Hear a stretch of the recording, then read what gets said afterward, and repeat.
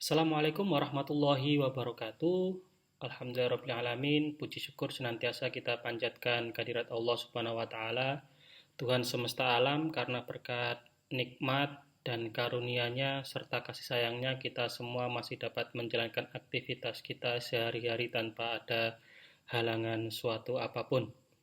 Kedua kalinya sholawat serta salam semoga tercurah kepada junjungan kita Nabi Agung Muhammad Sallallahu Alaihi Wasallam yang kita nantikan syafaatnya besok di Yaumul Hisab. Mahasiswa sekalian, pada kesempatan ini kita akan menyampaikan terkait dengan pendahuluan statistik pendidikan fisika. Para mahasiswa sekalian, kalian adalah the lucky 30%, karena berdasarkan data yang didapatkan dari Badan Pusat Statistik, jumlah lulusan SMA sederajat yang berhasil melanjutkan ke perguruan tinggi jumlahnya adalah 30%. Maka dari itu, dengan kondisi di tengah pandemi COVID-19 hari ini, kesempatan kalian belajar di perguruan tinggi hendaknya dapat dimanfaatkan dengan sebaik-baiknya demi masa depan dan cita-cita kalian ke depannya. Perkenalkan, nama saya Andista Chandra Yusro. Pada semester ini, saya diberikan tugas untuk mengampu mata kuliah statistik dengan kode mata kuliah FIS-3002. Mata kuliah statistik pada semester ini akan diselenggarakan secara hybrid learning melalui platform Elma dan tatap maya baik menggunakan Zoom maupun Google Meet. Perkuliahan ini nanti dirancang dalam 16 kali pertemuan dengan 2 kali pertemuan dalam bentuk ujian tengah semester dan ujian akhir semester. Pada pertemuan hari ini, kita akan pelajari yang pertama adalah apa itu statistik dan statistika. Yang kedua, kita akan belajar terkait dengan ragam statistik. Yang ketiga, kita akan belajar terkait dengan jenis data dalam statistik dan penelitian. Dan yang keempat, kita akan belajar terkait dengan peran statistik dalam penelitian pendidikan, khususnya pendidikan fisika. Nah, kita masuk pembahasan kepada statistik dan statistika. Statistika adalah pengetahuan yang berhubungan dengan cara-cara pengumpulan data, pengolahan data, atau analisisnya, serta penarikan kesimpulan berdasarkan kumpulan data dan analisa yang dilakukan. Statistik merupakan rekapitulasi dari fakta yang berbentuk angka-angka yang disusun dalam bentuk tabel dan diagram yang mendeskripsikan suatu permasalahan. Sedangkan metode statistik adalah cara penggunaan statistika secara tepat untuk menghasilkan informasi yang tepat dan dapat dipercaya. Jadi itu tadi perbedaan antara statistik, statistika, dan metode statistik. Jadi adik-adik sekalian, ketika nanti kita ada pada perkuliahan, jangan sampai adik-adik terlupa atau keliru atau kebalik terkait dengan penggunaan istilah dari 3 istilah tersebut. Selama perkuliahan ini nanti kita akan mempelajari terkait dengan ragam statistik, di mana statistik kita bedakan menjadi 2. Yang pertama ada statistik inferensial dan yang kedua ada statistik deskriptif. Statistik deskriptif adalah statistik yang digunakan untuk menggambarkan data atau menganalisis suatu hasil penelitian tetapi tidak digunakan untuk generalisasi. Statistik deskriptif hanya melakukan pemaparan data apa adanya, menunjukkan distribusi dari data tetapi tidak melakukan penilaian terhadap data tersebut. Adapun yang termasuk dalam statistik deskriptif yakni ada tabel, penyajian tabel, diagram, gambar, grafik, rata-rata, modus, mean, median, varian, simpangan baku, dan ukuran lainnya. Sementara itu, statistik inferensial merupakan statistik yang digunakan untuk menganalisis data sampel dan hasilnya akan digeneralisasikan. Statistik inferensial secara perhitungan dapat dibedakan menjadi dua, yakni statistik parametrik dan statistik non-parametrik. Kapan kita menggunakan statistik parametrik? Statistik parametrik digunakan untuk menganalisis data-data interval atau rasio yang diambil dari populasi yang berdistribusi normal, seperti korelasi produk momen, kemudian ada ANAVA, ada t-test, ada f-test, regresi, dan lain-lain.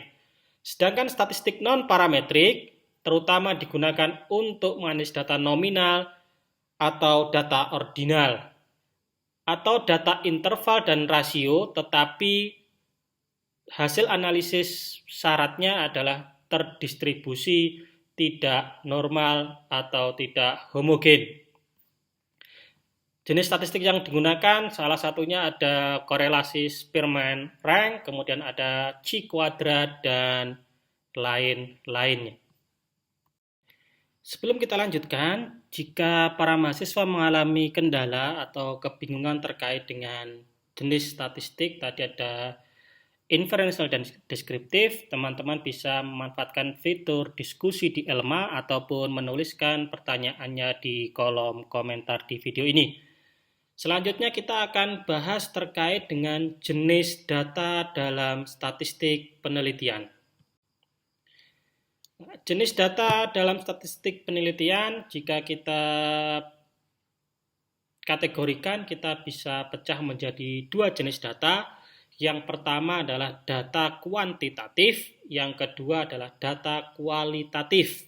Nah, data kuantitatif kita bisa pecah lagi menjadi dua, yakni ada data discrete dan ada data kontinu.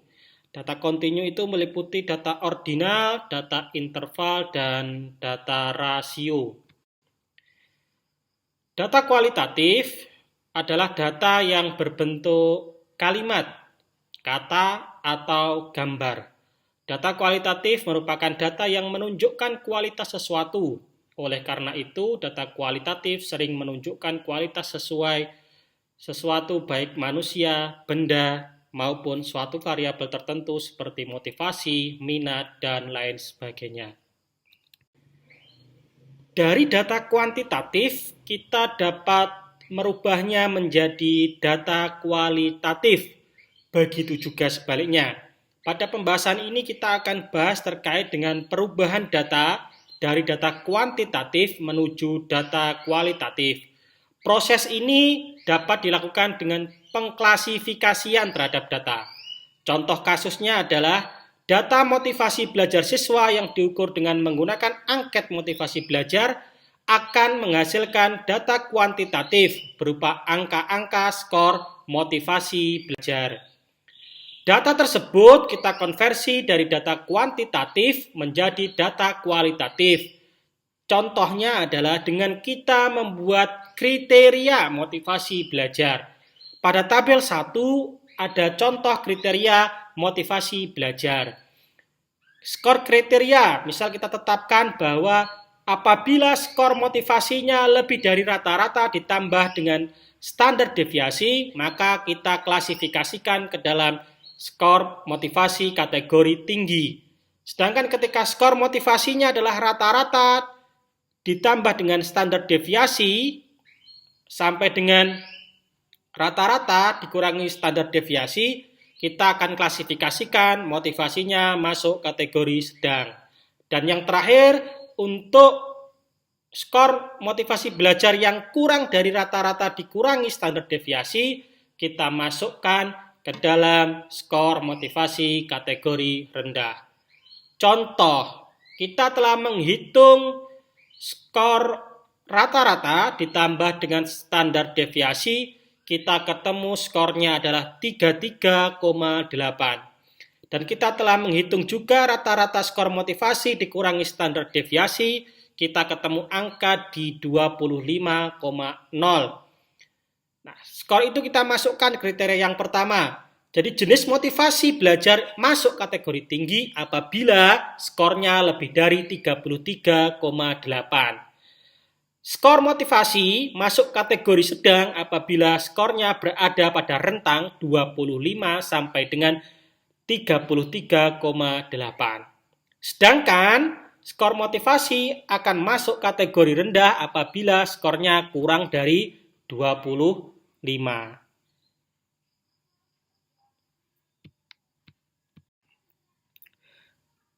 Pada slide sebelumnya, kita telah bahas di mana data kuantitatif itu dapat dirubah menjadi data kualitatif.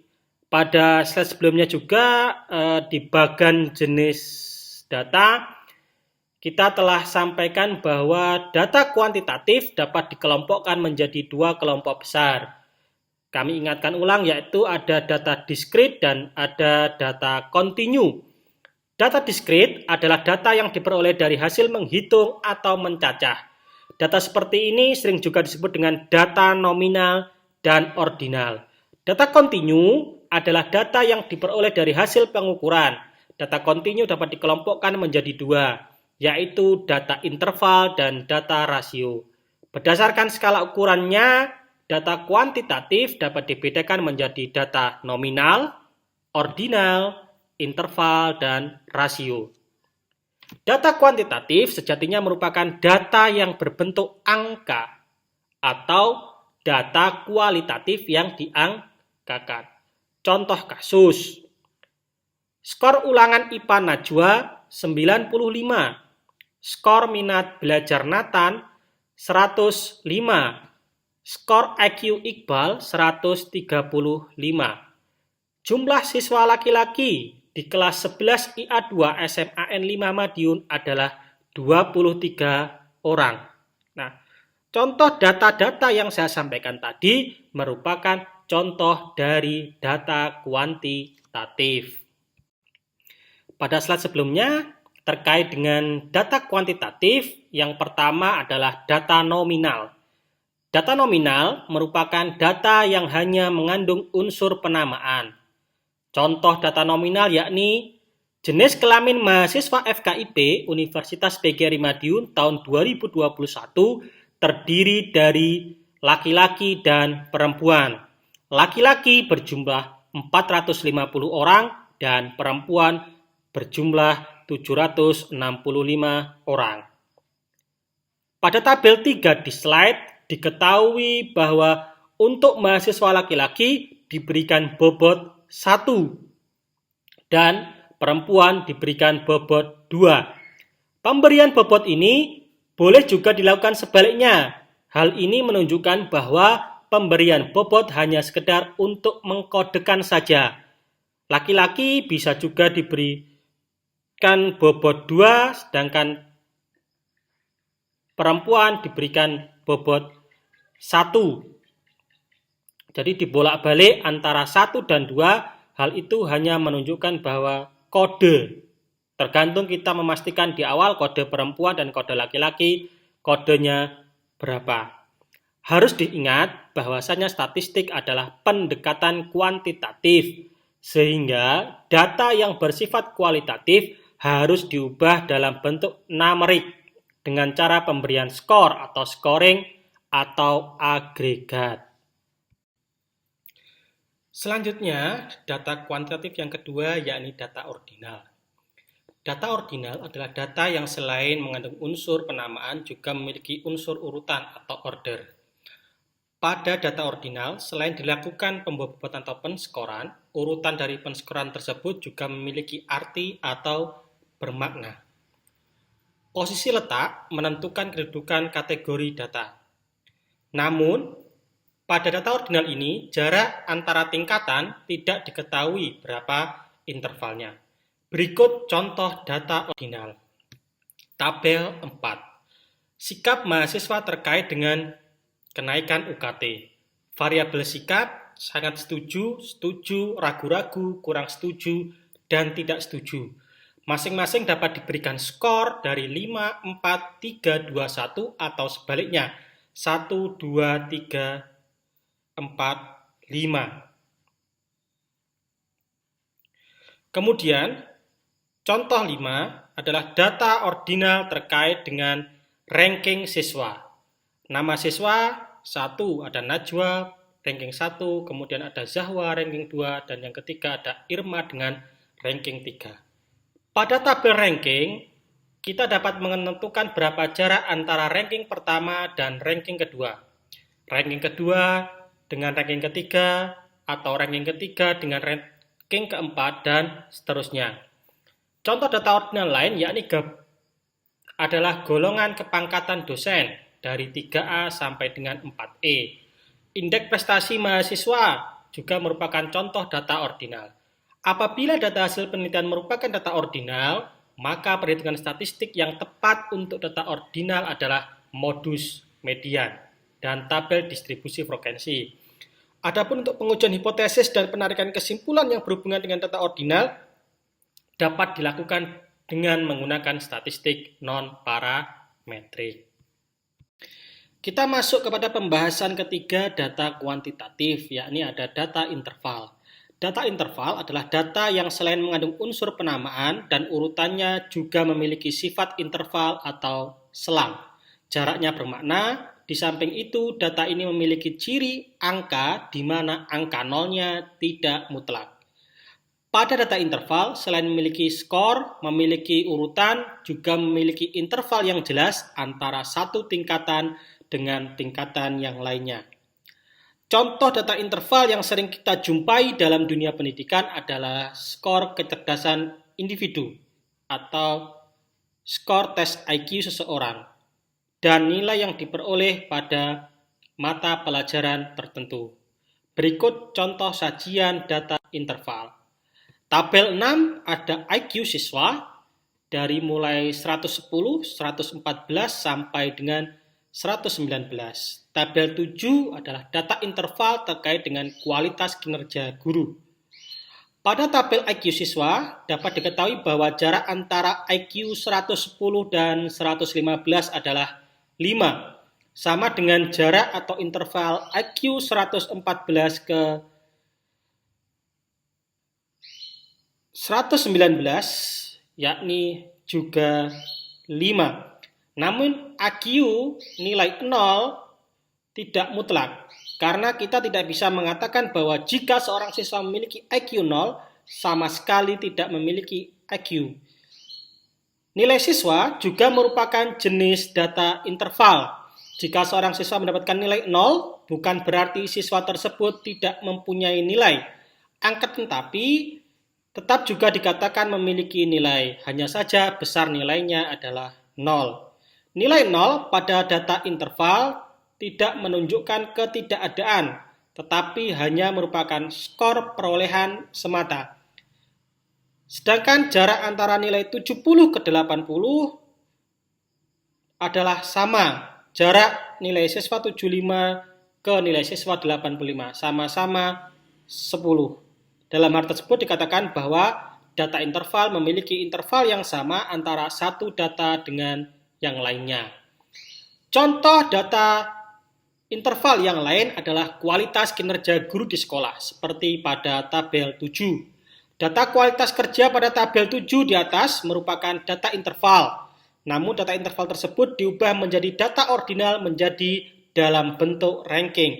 Perhatikan pada kolom keempat.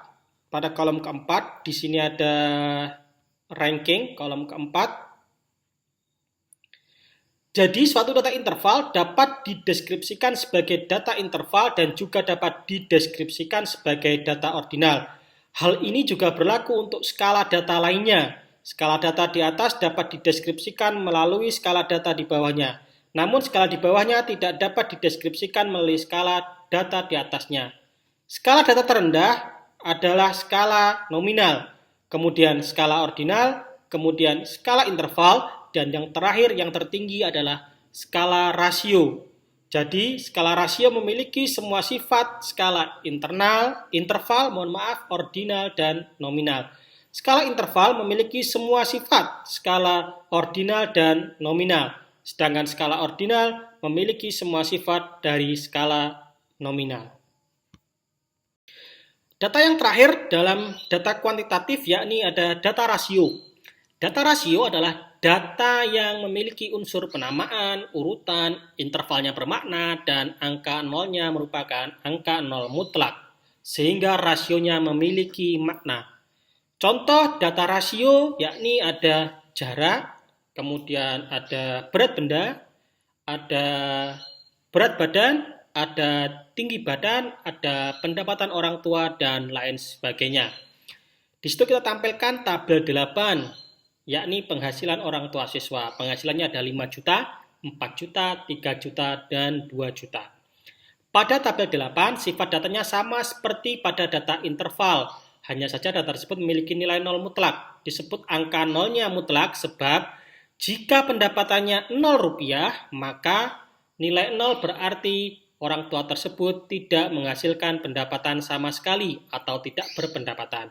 Berbeda dengan nilai 0 pada siswa, jika siswa memiliki nilai 0, itu berarti skor penilaiannya hanya 0, bukan berarti siswa itu tidak memiliki nilai sama sekali.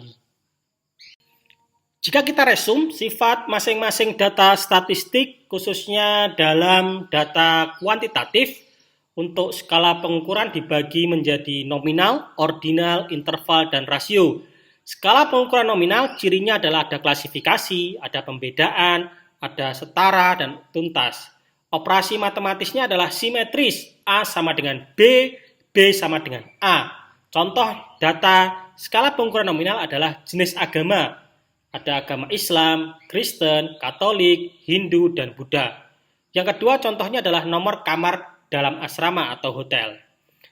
Sifat pengukuran yang kedua yakni ordinal. Cirinya adalah klasifikasi, perbedaan, berjenjang, interval, tidak sama, dan tuntas. Operasi matematisnya adalah asimetri. A lebih besar daripada B, B lebih besar daripada C, C kurang dari B, B kurang dari A. C min B sama dengan B min A. Contohnya adalah satu, status sosial, yang kedua, pendidikan terakhir. Kemudian, sifat masing-masing data statistik yang ketiga adalah skala pengukuran interval. Cirinya adalah ada pembedaan, yang kedua intervalnya sama, yang ketiga memiliki titik nol, dan yang keempat adalah arbiter. Operasi matematikanya adalah N sama dengan C dot N sama dengan K, di mana C merupakan koefisien dan K adalah bilangan konstanta. Contohnya adalah skor 88, 90, 100. Dan yang terakhir skala pengukuran rasio. Cirinya adalah sama dengan interval ditambah dengan titik 0. N aksen sama dengan C dot N. Contohnya adalah massa 10 kg, 20 kg, dan 30 kg. Kita masuk kepada pembahasan yang terakhir yakni peranan statistik dalam penelitian pendidikan. Peran statistik dalam penelitian pendidikan yang pertama adalah alat untuk menghitung besarnya anggota sampel yang diambil dari suatu populasi. Penggunaan statistik dalam menentukan jumlah sampel penelitian dapat memberikan jumlah sampel yang representatif terhadap jumlah populasi, sehingga jumlah sampel yang ditentukan lebih dapat dipertanggungjawabkan. Statistik membantu peneliti untuk menentukan berapa jumlah sampel yang tepat untuk dapat mewakili populasi penelitian. Peran yang kedua yakni alat untuk menguji validitas dan reliabilitas dari sebuah instrumen. Sebelum instrumen digunakan untuk penelitian, maka instrumen tersebut harus lulus dari uji validitas dan reliabilitasnya terlebih dahulu, sehingga data yang dihasilkan oleh instrumen tersebut dapat dipercaya. Selain itu, statistik juga diperlukan untuk menentukan daya pembeda tes dan tingkat kesukaran tes. Peran statistik yang ketiga adalah membantu peneliti menyajikan data hasil penelitian sehingga data lebih komunikatif. Teknik penyajian data antara lain dalam bentuk tabel, grafik, diagram lingkaran, piktogram, atau di dalam statistik dinamakan dengan statistik deskriptif. Peran yang terakhir adalah alat untuk analisis data seperti menguji hipotesis penelitian yang diajukan. Dalam hal ini, statistik yang digunakan antara lain ada statistik korelasi, regresi, t-test, ANAVA, dan lain-lain. Dengan statistik, kita dapat mengambil kesimpulan yang tepat mengenai keadaan populasi dan sampel penelitian melalui data yang dihasilkan oleh penelitian yang telah dilakukan. Adik-adik mahasiswa, demikian tadi sedikit penjelasan yang bisa kami sampaikan terkait dengan pengantar dalam mata kuliah statistik, khususnya peranan statistik dalam penelitian pendidikan fisika.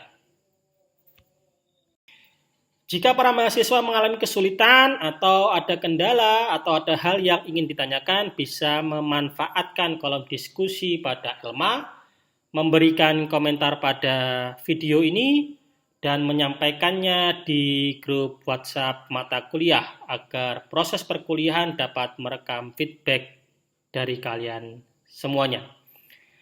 Segala kebaikan dalam perkuliahan hari ini berasal dari Allah Subhanahu wa taala, dan apabila ada kesalahan baik dalam pengucapan maupun kesalahan-kesalahan yang lain merupakan kesalahan dari Al-Fakir, tetap jaga kesehatan, patuhi protokol kesehatan. Semoga kita semua beserta keluarga senantiasa diberikan lindungan oleh Allah Subhanahu wa taala. Billahi taufik wal hidayah, waridha wal inayah. Wassalamualaikum warahmatullahi wabarakatuh.